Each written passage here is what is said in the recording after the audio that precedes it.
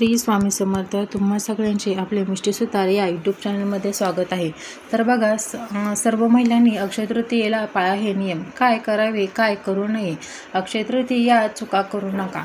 तर बघा, अक्षय तृतीयाला ज्याला अक्षय तीज किंवा अख्खा तीज असेही म्हणतात, हा हिंदू आणि जैन धर्मीय लोक साजरा करतात, जो अनंत समृद्धीचा तिसरा दिवस दर्शवतो. हा दिवस त्यांच्या स्वर्गीय निवासासाठी निघून गेलेल्या प्रियजनांच्या आठवणी म्हणून देखील साजरा केला जातो.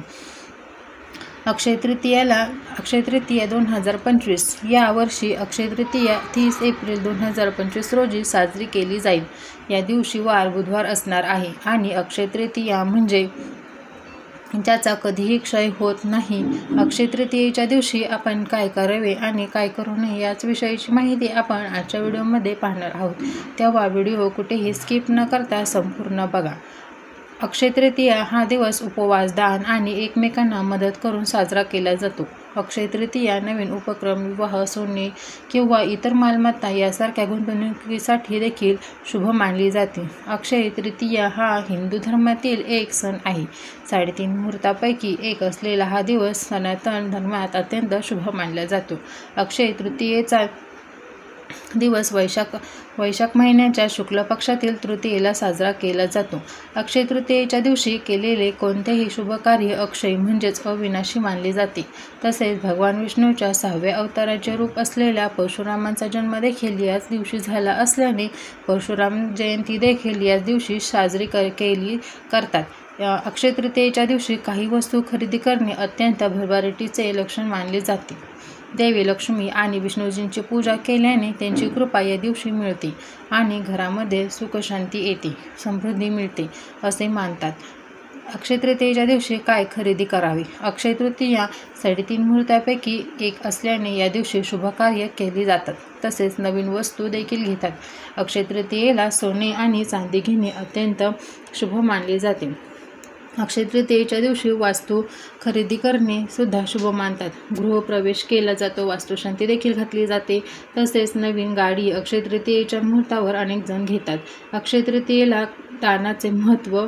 अक्षय तृतीयेच्या दिवशी दान करण्याला अत्यंत महत्त्व आहे. या दिवशी गोरगरिबांना अन्नदान करणे शुभ मानतात. तसेच पक्ष्यांना धान्य टाकणे, गरजूंना आवश्यक वस्तू देणे, दान करणे महत्त्वाचे मानले जाते. या दिवशी तुम्ही कोणत्याही स्वरूपाचे दान करू शकता.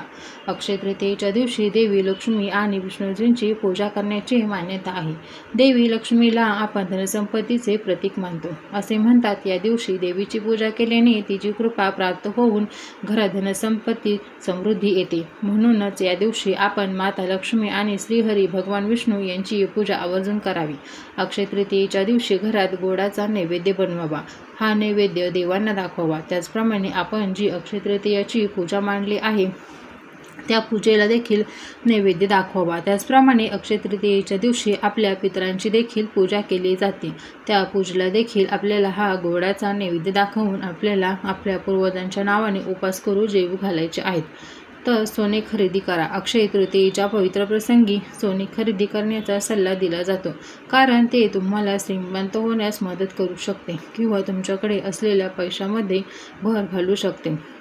अक्षय तृतीयेला नवीन व्यवसाय सुरू करणे. अक्षय तृतीयाला हा नवीन व्यवसाय सुरू करण्यासाठी किंवा कार खरेदी करण्यासाठी एक भाग्यवान दिवस मानला जातो. अक्षय तृतीयेला आध्यात्मिक उपाय कोणते करावे.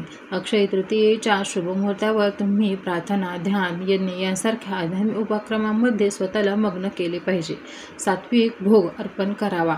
या दिवशी भगवान श्री विष्णूंची पूजा करताना कांदे आणि लसूण न वापरता शुद्ध सात्विक जेवण आपल्याला अर्पण करायचे आहे.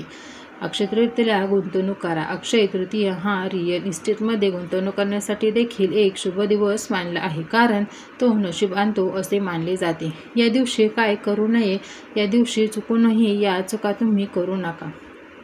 अंधारी खोली ठेवू नका. या भाग्यवान दिवशी तुमच्या घरातील प्रत्येक खोलीत सौभाग्याचा प्रकाश पसरू द्या आणि एकही खोली अंधारी राहणार नाही याची खात्री करा. या दिवशी माता लक्ष्मीचं आगमन आपल्या घरामध्ये होत असतं आणि म्हणूनच घरात सर्वत्र प्रकाश करायचा आहे. गणेश आणि लक्ष्मीची वेगवेगळी पूजा करू नका. या दोन्ही देवतांची वेगवेगळी पूजा करू नका. त्यांना एकत्र प्रार्थना केल्याने अधिक समृद्धी मिळत असते. रिकाम्या हाताने परत येऊ नका.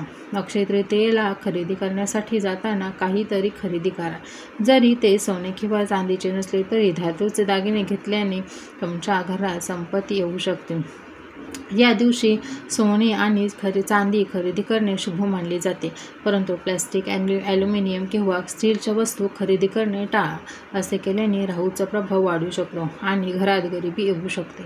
वाईट सवयींपासून दूर राहा. या पवित्र दिवशी जुगार, चोरी, खोटे बोलणे, मद्यपान, भांडणे इत्यादी वाईट गोष्टींपासून दूर राहावे. देवी लक्ष्मीला ही कामे अप्रिय वाटतात. उधार देऊ नये. या दिवशी कोणालाही उधार पैसे देऊ नका. असे केल्याने देवी लक्ष्मीचा आशीर्वाद जाऊ शकतो आणि आर्थिक नुकसानही होऊ शकते. कांदा, लसूण आणि मांसाहार टाळा. अक्षय तृतीयेच्या दिवशी कांदा, लसूण, मांसाहार यासारख्या गोष्टी खाऊ नयेत. हा दिवस शुद्ध आणि सात्विक अन्नासाठी आहे, अन्यथा घरात गरिबी येऊ शकते. अक्षय तृतीया हा एक अत्यंत चांगला मुहूर्त आहे. या दिवशी स्वच्छतेची विशेष काळजी घ्यावी. घराबरोबरच पूजाघरही स्वच्छ करावी. जास्तीत जास्त चांगल्या वातावरणात राहण्याचा प्रयत्न करावा. देवघर आणि घरही स्वच्छ ठेवावे. जिथे स्वच्छता असते तिथेच लक्ष्मी राहायला येते असं म्हटलं जाते. त्यामुळे किमान अक्षय तृतीयेच्या दिवशी तरी अस्वच्छ वातावरण राहू नका. तर या दिवशी घर खरेदी करणे हे अत्यंत शुभ मानले जाते. पण या दिवशी घराच्या कामाला सुरुवात करणे चांगले समजण्यात येत नाही. त्यामुळे सहसा घराच्या कामाला या दिवशी सुरुवात करू नये. अक्षय तृतीयेला पूजा करतात आणि नवीन कपडे घालतात. या दिवशी नवीन कपडे खरेदी करणे देखील शुभ मानले जाते. अक्षय तृतीयेच्या दिवशी सकाळी लवकर उठावे. त्यानंतर आपल्या घराचा मुख्य दरवाजा, उंबरठा स्वच्छ पाण्याने पुसून घ्यावा. हे पुसताना थोडंसं पाणी घेऊन त्यात थोडीशी हळद, थोडंसं गोमूत्र टाकून याने घराचे चौकट, दरवाजा, उंबरठा स्वच्छ पुसून घ्यावा. यानंतर उंबरठ्यावर आपल्याला हळदीचे लेपन करायचे आहे. यामुळे माता लक्ष्मी आपल्यावरती प्रसन्न राहते, आपल्या घरात प्रवेश करते. अक्षय तृतीयेच्या दिवशी माता लक्ष्मी, भगवान गणेश आणि श्रीहरी भगवान विष्णू यांची पूजा करावी.